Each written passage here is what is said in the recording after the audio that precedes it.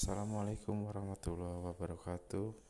Kembali lagi di channel Altab. Kali ini akan saya membawakan sebuah kisah dari Sulawesi Selatan, legenda Putri Tadam Pali. Baiklah kawan-kawan, teman-teman semua, tanpa berlama-lama saya kisahkan. Alkisah di Sulawesi Selatan terdiri sebuah kerajaan yang dipimpin oleh seorang raja yang bijaksana bernama Datu Lawu. Rakyat Luwu hidup berdampingan dengan sejahtera, aman, dan tentram. Datu Lawu dikaruniai seorang keturunan bernama Putri Tadam Pali. Kabar tentang paras cantiknya tersebut tersebar ke seluruh pelosok negeri, tak terkecuali ke telinga Raja Bone. Mendengar berita ini, Raja Bone yang juga memiliki putra yang gagah dan tampan memutuskan untuk menikahkan putranya dengan Putri Tadam Tali. Dengan tekad yang kuat, Raja Bone kemudian mengutus para duta kerajaan untuk mendatangi kerajaan Luwu dan meminang Putri Tadam Tali. Namun, ketika pinangan tersebut sampai, Datu Lawu justru menjadi bimbang. Adat istiadat Luwu tidak diperbolehkan seorang putri untuk menikah dengan laki-laki di luar sukunya. Namun, jika menolak pinangan Raja Bone, Datu Lawu khawatir akan muncul peperangan antara dua kerajaan. Setelah menimbang keputusan besar ini dengan baik, dan akhirnya menghindari pertumpahan darah dan mengorbankan rakyatnya, pinangan Raja Bone pun akhirnya diterima Datu Lawu. Duta dari kerajaan Bone kembali untuk menyampaikan berita bahagia tersebut kepada sang raja. Tidak lama setelah itu, kerajaan Luwu digemparkan oleh sebuah kejadian tak terduga. Sekujur tubuh Putri Tadam Tali mendadak dipenuhi oleh bintik-bintik yang mengeluarkan cairan kental dan berbau tidak sedap. Seluruh tabib didatangkan dari pelosok negeri untuk memulihkan putri kerajaan kesayangan Datu Lawu. Malangnya, hasil berbuah nihil. Tidak ada tabib yang sanggup mengobati Putri Tadam Tali meski sudah diupayakan sekuatnya. Mereka justru menyampaikan bahwa penyakit Putri adalah penyakit menular. Khawatir penyakit ini menular ke seluruh rakyatnya, dengan berat hati Datu Lawu memutuskan mengasingkan Putri Tadam Tali, tetap patuh pada keputusan ayahnya dan bersedia diasingkan demi kebaikan orang banyak.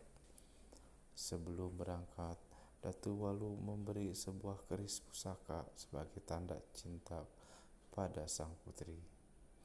Ia berharap keris tersebut menjadi pengingat bahwa ia tidak akan pernah melupakan sang putri. Setelah lama berlayar, Putri Tadam Tali dan para pengawal setianya akhirnya berlabuh di sebuah pulau.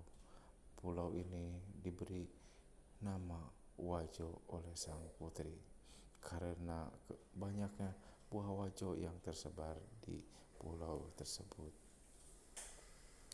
Suatu hari, Putri Tadam Tali sedang menghabiskan waktu di tepi danau.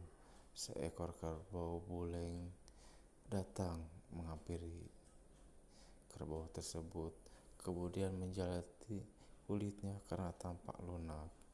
Putri Tadam Tali tidak mengusir kerbau dan membiarkan menjilati tubuhnya. Sungguh ajaib, setelah beberapa saat, kulit Putri Tadam Tali yang dijilati kerbau berangsur-angsur pulih dan kembali mulus seperti sedia kala, tanpa tersisa satu bercak Sebagai tanda syukur, sang putri berpesan kepada pengawalnya untuk tidak menyembelih apalagi memakan kerbau putih yang ada di Pulau Wajo. Karena sudah terlanjur dengan cinta kepada putri Tadam Tali, putra mahkota menjadi sering termenung. Setelah kembali dari kerajaan Bone, ia kembali teringat akan pertemuan dengan sang putri. Memperlihatkan kelakuan putra mahkota, Panglima Kerajaan Bone yang menyaksikan langsung pertemuan putra mahkota dan putri Tadam Tali di Wajo, menceritakan tentang hal ini kepada Raja Bone. Raja Bone pun setuju dengan usulan Panglima dan mengirim utusan untuk meminang putri Tadam Tali di Pulau Wajo sebagai istri putra mahkota. Setibanya di Pulau Wajo, putri Tadam Tali memberikan keris pusaka pemberian sang ayah kepada para utusan dan meminta putra mahkota untuk mendapatkan restu dari kerajaan Luwu terlebih dahulu. Jika keris tersebut diterima baik oleh Datu Lawu, berarti pinangan diterima. Putri mahkota pun berangkat sendiri menuju kerajaan Luwu. Sesampainya di kerajaan Luwu, putra mahkota menceritakan pertemuan dengan sang putri kepada Datu Lawu. Ia menceritakan kabar tentang pulihnya penyakit putri Tadam Tali dan niatnya untuk menjadikan sang istri. Melihat ketulusan hati dan besarnya minat putra mahkota untuk meminang putra, Datu Lawu pun memberikan restu dan menerima keris pusaka yang diberikannya oleh putri Tadam Tali dengan senang hati. Bersama dengan sang putra mahkota, Datu Lawu dan Permaisuri kemudian berangkat menuju Pulau Wajo untuk menjumpai putri tercinta.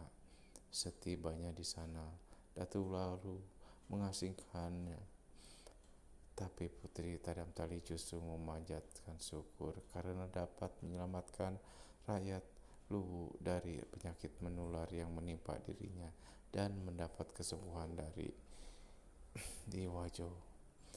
Putri Tadam Tali akhirnya melangsungkan pernikahan dengan putra mahkota Bone di Wajo. Semua yang hadir termasuk keluarga dari kerajaan Luwu dan kerajaan Bone merayakan dengan sukacita. Beberapa kemudian putra mahkota didaulat naik tahta menggantikan sang ayah sebagai pemimpin kerajaan Bone. Baiklah teman-teman semua, itu cerita dari kerajaan Sulawesi tentang putri Tadam Tali yang bersumber dari Pustaka Indonesia. Baiklah teman-teman, selamat malam. Terima kasih. Assalamualaikum warahmatullahi wabarakatuh.